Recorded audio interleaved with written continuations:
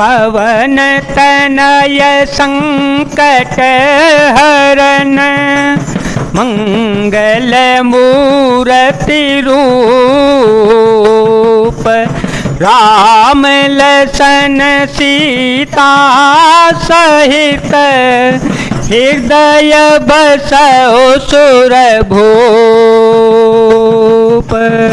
तव मुनि रघुपति गुण गाथा तव मुनि रघुपति गुण गाथा कहे कछुक सादर खगनाथा ब्रह्म ज्ञान रत मुनि विज्ञानी मोहे परम अधिकारी जानी लागे करन ब्रह्म उपदेशा लागे करन ब्रह्म उपदेशा अजय दैत्य गुण हृदयेशा अकलयनी है नाम रूपा अनुभव गम्य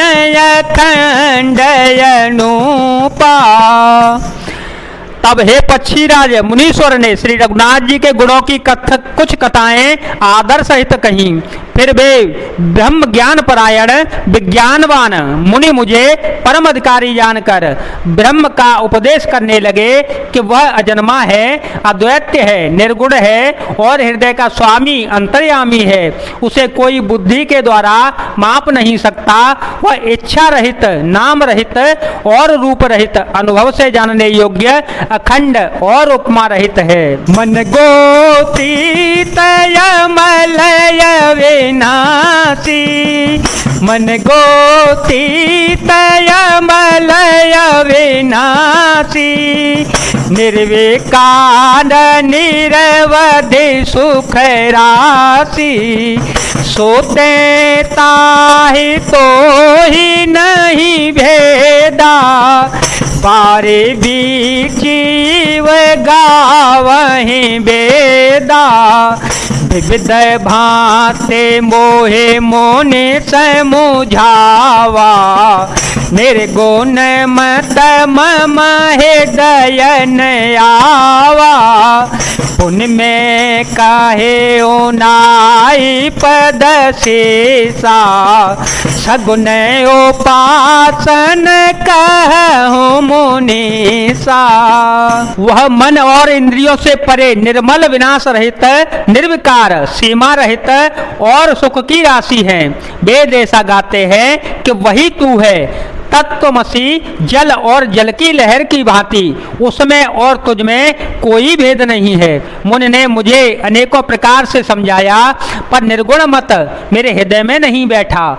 फिर मैंने मुनि के चरणों में सिर नवाकर कहा, हे मुनीश्वर मुझे सगुण ब्रह्म की उपासना कहिए। राम भगत जल मम मन मीना किम बिल गाय मुनि सप्रवीना सोई उपदेश कहूँ कर दाया निज नयन ही देखो रघुराया भर लोचन बिलो के अवधेशा तव सोनिहु निर्गुण उपदेशा मुनि पुण्य काहे हरे कथा अनुपा खंड सगुण मतय गुण निरूपा तब मैं निर्गुण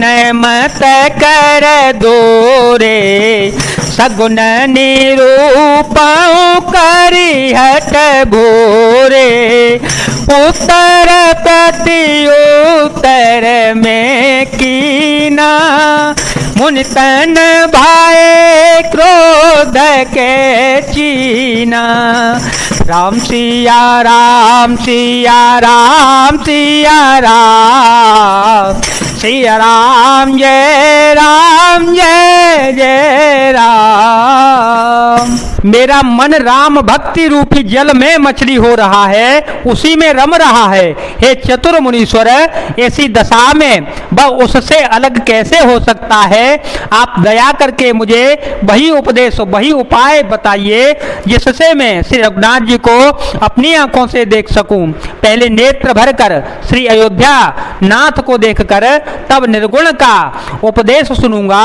मुनि ने फिर अनुपम हरि कथा कहकर सगुण मत का खंडन करके निर्गुण का निरूपण किया। तब मैं निगुण मत को हटाकर काट कर बहुत हट करके सगुण का निरूपण करने लगा। मैंने उत्तर प्रत्युत्तर किया, इससे मुनि के शरीर में क्रोध के चिन्ह उत्पन्न हो गए। सुन प्रभु बाहु तयवज्ञा कीने, सुन प्रभु बाहु तयवज्ञा किए, उपजय क्रोध ज्ञान के हिए, अति संघर तन जो कर कोई, अनल प्रगट चंदन ते होई। हे प्रभु सुनिए, बहुत अपमान करने पर ज्ञानी के भी हृदय में क्रोध उत्पन्न हो जाता है। यदि कोई चंदन की लकड़ी को बहुत अधिक रगड़े तो उसमें से भी अग्नि प्रकट हो जाएगी।